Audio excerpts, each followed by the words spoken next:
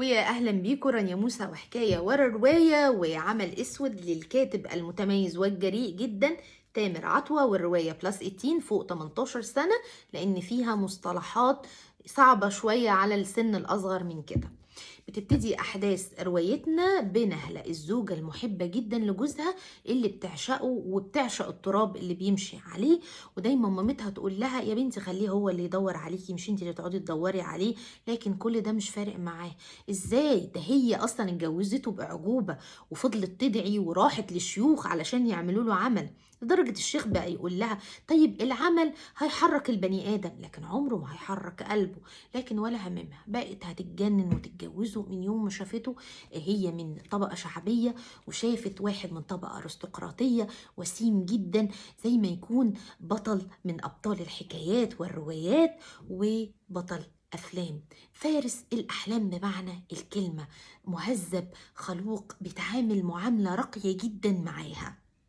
لكن شوية هو بعد ما انجذب لها في الأول شاف حاجة كده من الطبقة الشعبية الحرشة زي ما بيقولوا بالتعبير البلدي شوية، وكان رافض ان هو يرتبط بيها وكان عايز يبعد عنها، لكن هي ما سكتتش، هي بقت تطارده. وجالها القدر قدم لها كده فرصة على طبق من فضة أو من ذهب، لما هشام اللي كان قاعد لوحده وعايش لوحده كان بعيد عن أهله لأن هو كان والده سافر بعيد واتقال له ان هو اتوفى وساب له ورث كويس، كان نفسه يكبر وياخد الورث ده لان مامته اتجوزت واحد تاني كان بيعامله معامله قاسيه جدا وكان بيضربه وبيهينه وكان شديد معاه جدا. ازاي بقى الفرصه جات لها؟ لما هشام كان عايش لوحده وقاعد لوحده وهو طلع من المستشفى راحت تزوره، الباب خبط، بعد ما راحت له لقت على الباب ابوها وخالها وامها. أول ما شافتهم اتخضت لكن فرحت لأن هم أجبروا هشام على إن هو يتجوزها، لأن هي بالنسبة لهم فضيحة وعار ولازم يداروا الموضوع ده بالجواز. ما حبهاش وكان بيعاملها بمنتهى البرود وكان كل يوم يبعد عنها أكتر وأكتر، ودايما بيلمح لها إن هو عايز ينفصل عنها، بس هي كانت بتقعد تستعطفه، خصوصا ان هي خلفت له ولد وبنت، كان مش مبسوط ابدا انها خلفت، طبيعي اتعلق بعياله، لكن كان بيقول لها انا هصرف عليكم وهيبقى كل حاجة تمام بس انا مش عايز اكمل، لكن كانت بتقعد تتحايل عليه. هشام بالنسبة لها غريب جدا لان هو له صحاب ناس غريبة مجموعة عجيبة وكان رافض ان هي تقعد معاهم. كان له صحاب زي ما قلت لكم مجموعة من الناس المختلفة في شغلها، سيدة أرستقراطية، مدرب تنمية بشرية، مقدس، شيخ، داعية، كل ده كانت بتقول لنفسها ليه دول متصاحبين على هشام مهندس الديكور.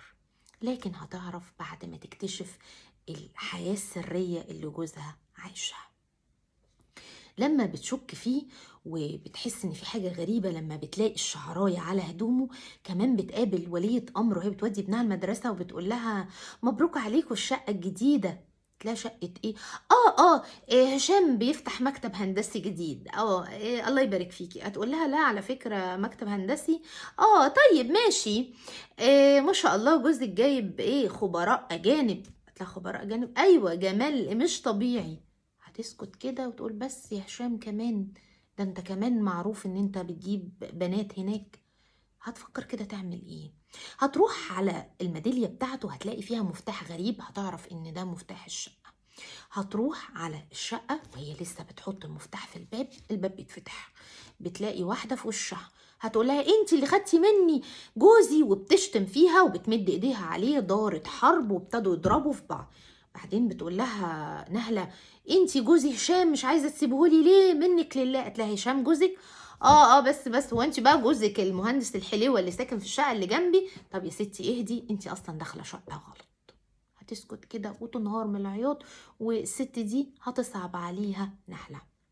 هتقول لها انا هساعدك في كده سور قصير ممكن تعدي للشقه بتاعت هشام وتشوفي كل حاجه. هو بيجي كمان شويه ميعاده معروف ليا. بتنط وبتدخل البلكونه وبتشوف كل حاجه. بتلاقي هشام بيتكلم في التليفون وبيتكلم على صفقه غريبه جدا، وبيجيله واحد هشام بيديله شنطه مليانه فلوس. تستغرب ايه الفلوس دي كلها يا هشام؟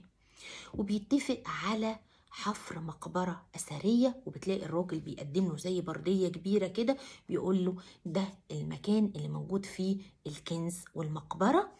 والراجل كمان معاه لفة كده فيها زي تمثال أثري أو تمثال فرعوني زي ما متعارف عليه. تجارة آثار يا هشام، وإيه تاني؟ خيانة وتجارة آثار، مخبي عني إيه تاني؟ تكتشف إن في حياة سرية تانية خالص لجوزها. بيكلم واحدة بيقول لها اتأخرتي ليه، وبيشتم ألفاظ غريبة. هشام المهذب الخلوق المؤدب ده بيشتم، بيقوله الألفاظ دي مش مصدقة. مش بس كده، ده البنت من أول ما جت فتح لها الباب كل ده هي شايفاه، لقت ضرب وشتيمة وشلاليت وكرباج، وبيأيد ايدها وهي لابسة فستان اسود وشعرها اسود زي الليل، وفعلا بنت جميلة جمال زي ما جارتها قالت لها صاروخ أرض جو. بقت مستغربة، ده جمال شرقي على مغربي على غربي على ايه البنت دي، ايه التوليفة الغريبة دي؟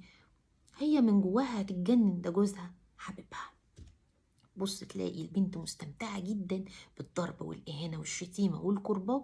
مش بس كده، ده بيدوس عليها بجزمته وهي ماسكة الجزمة وماسكة رجله وعمالة تبوس في الجزمة وفي رجله، عمال يدوس عليها.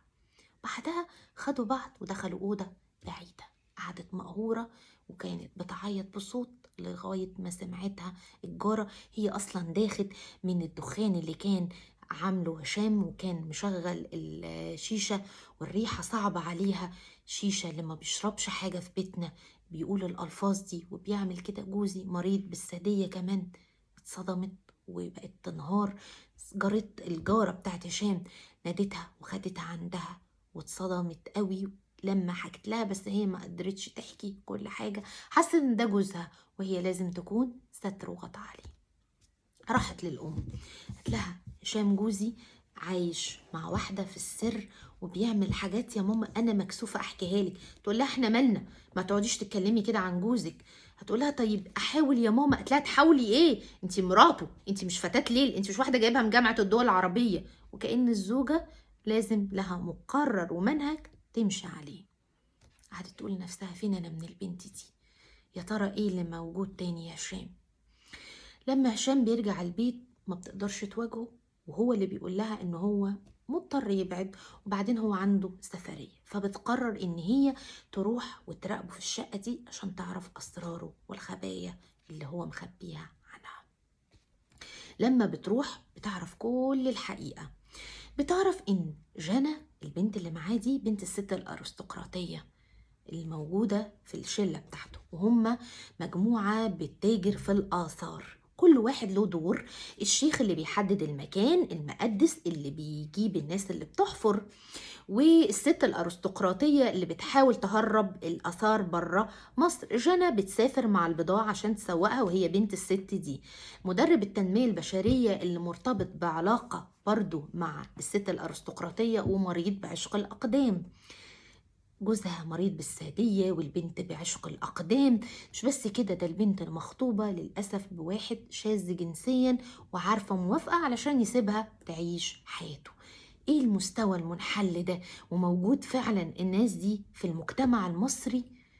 الغريبة ان كل ده بيدور في دماغ نهلة مش قادرة تبعد عن جوزها حبيبها. بيسافروا بيروحوا مكان المقبرة علشان يستخرجوا الآثار الموجودة، وبيلاقوا إن أول ما بيحفروا بيلاقوا إن في العرايس أو الأشبتي اللي هي عبارة عن خدم بيخدموا الموميا لمدة 365 يوم في السنة. يعني كل خدم بيقوم بدوره يوم في الحياة الأخرى زي معتقدات القدماء المصريين. بيطلعوا الأشبتي أو العرايس دي وبيطلعوا الذهب، وبيسافر بره مع جنى عشان تكمل الصفقة.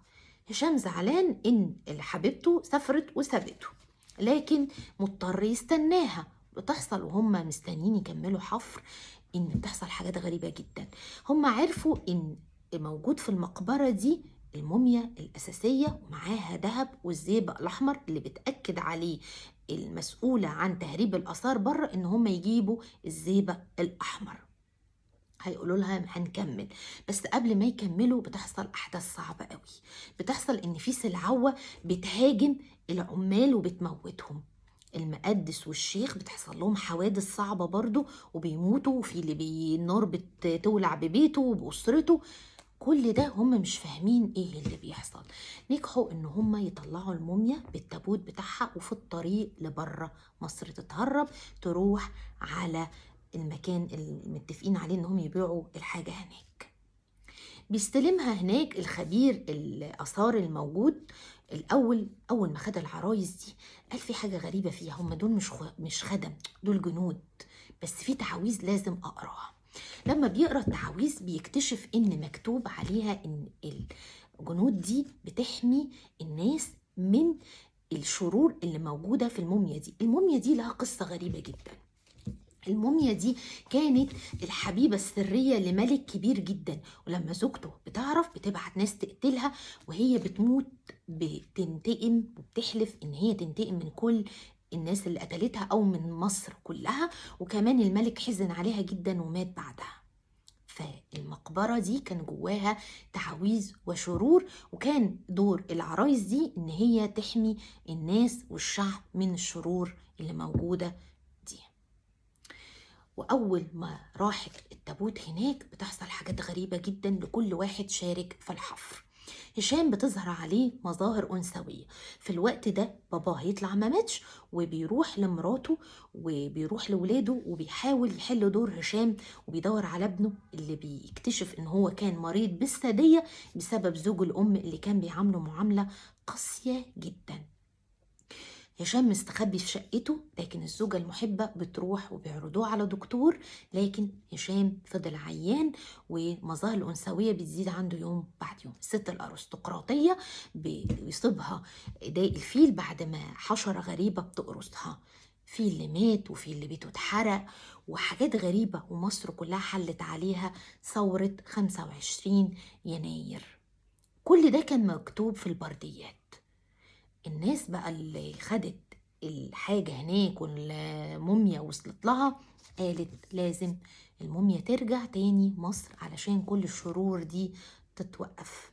وفعلا رجعوها ورجعوا الذهب والعرايس اللي رجعت مكانها جوه الجبل. النهاية كانت استقرار لمصر بعد الثورة، وكان شفى هشام من المرض اللي كان عنده السادية والمظاهر الأنثوية. وكل واحد حتى اللي اتقرصت دي خفت ببتر رجليها بطريقة صعبة، لكن الأمور كانت ابتدت تتحسن. تفتكروا فعلا كانت البرديات دي أو التعاويذ دي هي السبب في اللي حصل لهم كلهم؟ ده كلام الكاتب تامر عطوة وعمل اسود. يا رب تكونوا استمتعتم بالرواية. تحياتي ليكم، يا ريت تعملوا لايك وشير وسبسكرايب. باي باي.